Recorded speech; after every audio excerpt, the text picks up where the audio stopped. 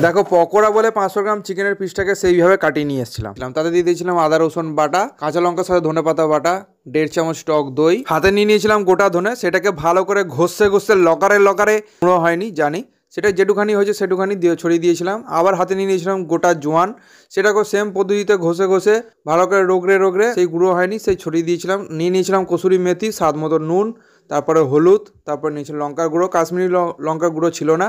তারপরে সেটাকে 1 মিনিট ধরে মাসাজ করেছি, করে রেখে দিয়েছিলাম প্রায় 10 মিনিটের মতো।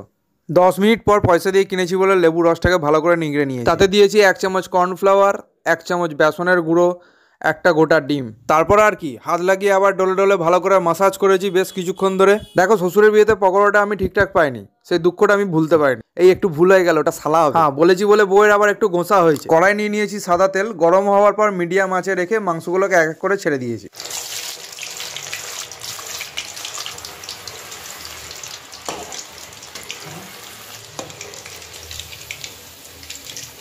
দেখো পকোড়াগুলো দু ভাজির মতো দুবার ভাজা হবে। প্রথমবার হালকা লাল লাল ভাজা হলে তুলে রেখে দেবো, যাতে ভেতরটা নরম আর জুসি হয়।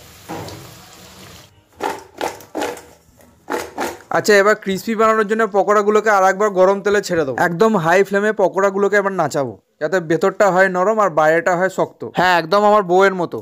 আচ্ছা নাচন কদন সব হয়ে গেছে, এবার দিয়ে দেবো লেবুর রস, সঙ্গে দিয়ে দেবো একটু চাট মশলা। দেখো গার্নিশের জন্য পেঁয়াজটা গোল গোল করে কেটে নিয়েছি। এবার মুখে দিয়ে গরম গরম টেস্ট করার পালা। এবার যাহা বলিব সত্য বলিব, সত্য বিনা মিথ্যা একদম বলিব না। দেখো টেস্ট কিন্তু হয়েছিল দারুণ, আর এই রেসিপিটা শেয়ার করার জন্য ইউটিউবার অতনুকে অসংখ্য ধন্যবাদ। ভেতরটা ছিল টেস্টি আর জুসি, আর বাইরেটা ছিল ক্রিসপি, যাকে বলে এক কথায় অসাধারণ। আমি দুপুরবেলা ভাত খাওয়ার পর 1 ঘন্টা ভাত ঘুম দিয়ে আবার বিকালবেলা গরম গরম কফির সাথে খেয়েছিলাম। সত্যি বলতে কি আমি চিকেন পকোড়ার রেসিপিটা শিখে জন্মাইনি, আমাকেও কিছু না কিছু কারো না কারোর থেকে শিখতেই হয়। দেখো রেসিপিটা ট্রাই করে আমার কিন্তু হেভি লেগেছে। তো যাওয়ার আগে লাইক দিয়ে চ্যানেলটা সাবস্ক্রাইব করে